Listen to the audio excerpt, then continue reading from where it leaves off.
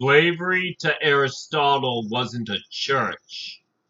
Slavery in the Lincolnist Party is a church.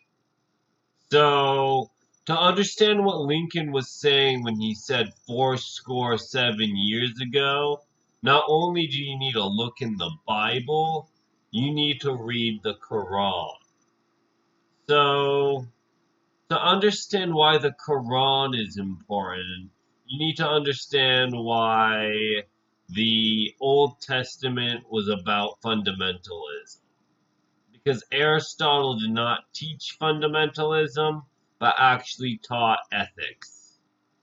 So, if fundamentalism is in any way related to Aristotle, it's blamed on the Socratics.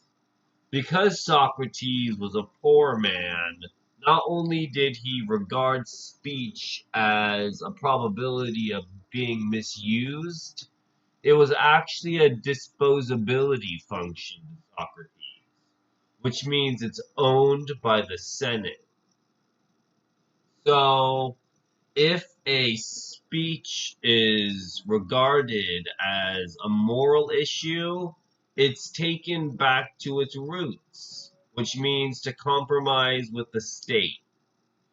So not only does the state have to enforce free speech, it has to enforce against the idea that people are nominally correct.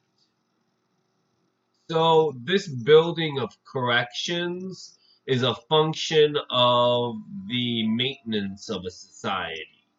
So to maintain a society, not only must one commit to a Lincolnist democracy, one must also inherit the throne of Lincoln. So what Lincoln believed was that the virtues of antiquity were out of date. He was a New Age theistic party.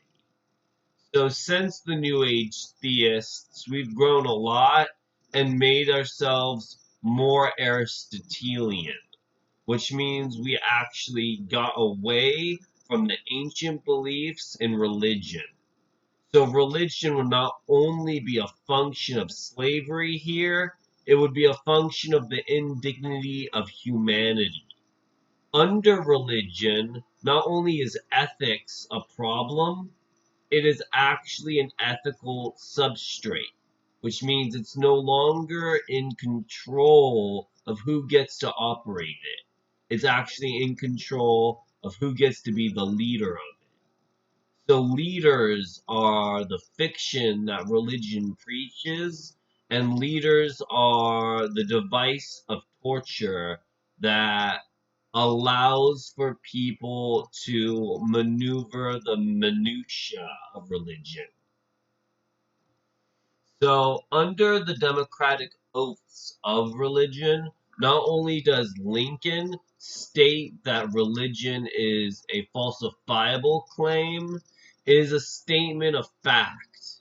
So, this is all it takes to be in the Lincolnist Party, is to say that religion is a false doctrine.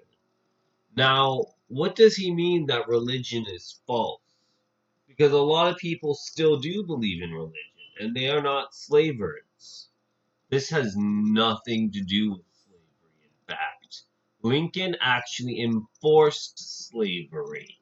But not only that, he enforced Aristotelian slavery, which means he is no longer part of the church. And the church would not be a slavered, but in fact a nigger. And niggering the church through cock and coke is how slavery indulges in fiction. Because fiction is a device of torture, not only does the officer of fiction have to accept the cock is the device by which focals are operated under lenses. So not only does one have a cock in their eye when they preach religion, they also have a cock in their throat because religion is non-ethical. So not only does this non-ethics of religion enforce the idea that we are Socratics. So Socratics doesn't even exist in this society because they do not believe in free speech. It is literally Lincoln's cock. And Lincoln's cock is not the church, but Socrates is the church of Jesus Christ. So if Lincoln is the party of Jesus Christ, whose cock are you accepting? Are you accepting Aristotle's cock? Or are you accepting the nigger's cock? And which one is superior in version? Because I'm pretty sure Aristotle was a little bitch. Because Aristotle did not have the ability to think in problems, the idea that they can falsify religion was not even transparent in that age. They couldn't even think outside the parables they believed in because their brain matter was so small. So I wouldn't say that religion is enforceable, but rather it's a cock device to enforce the religion of peace, which is Islam.